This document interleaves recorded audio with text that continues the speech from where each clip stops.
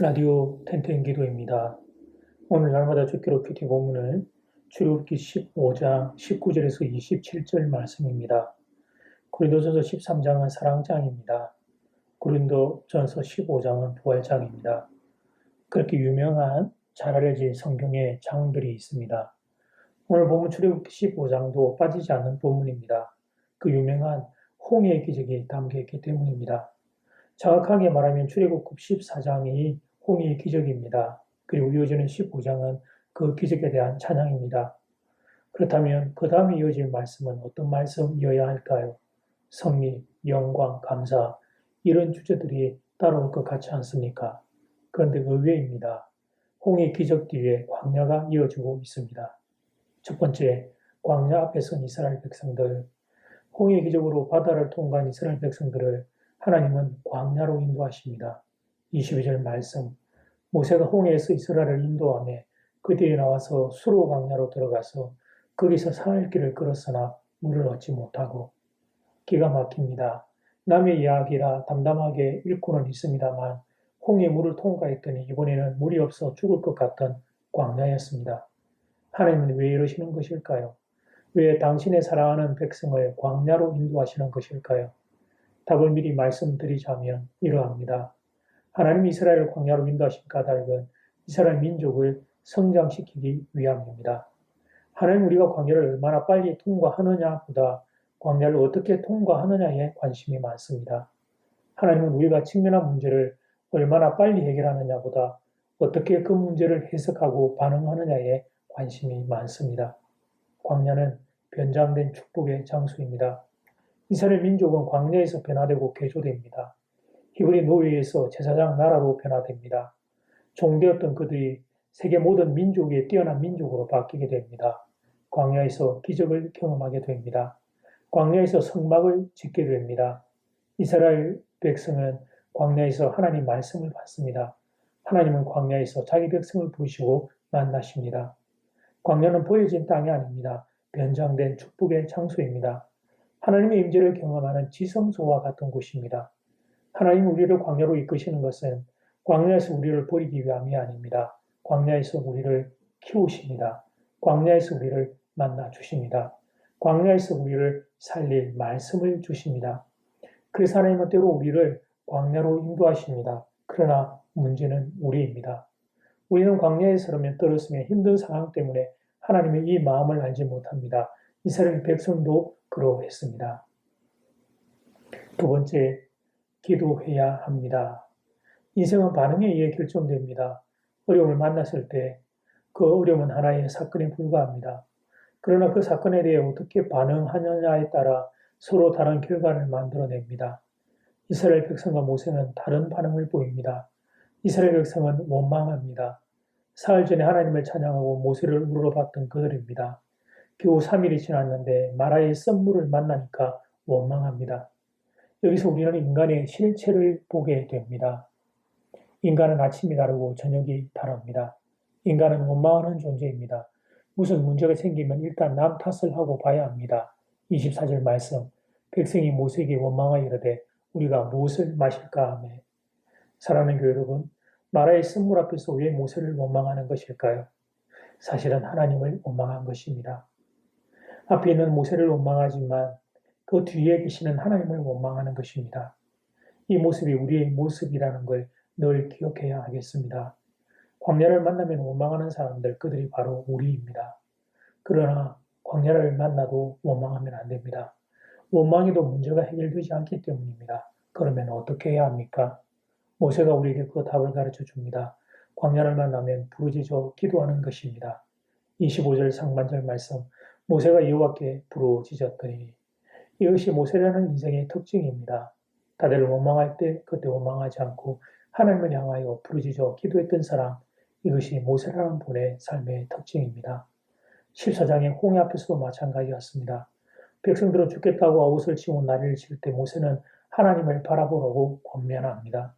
이후 광야 생활을 하는 동안 모세에게서 계속 발견되는 비밀이 바로 이것입니다.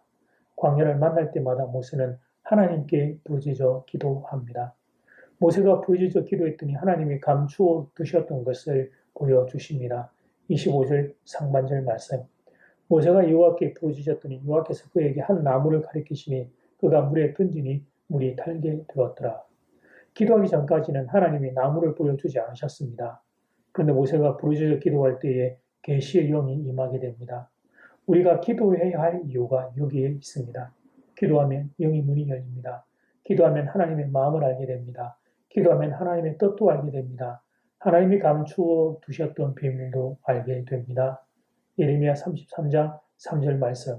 너는 내게 부르짖어라. 내가 너에게 응답하겠고 네가 알지 못하는 크고 비밀한 일을 너에게 보이리라.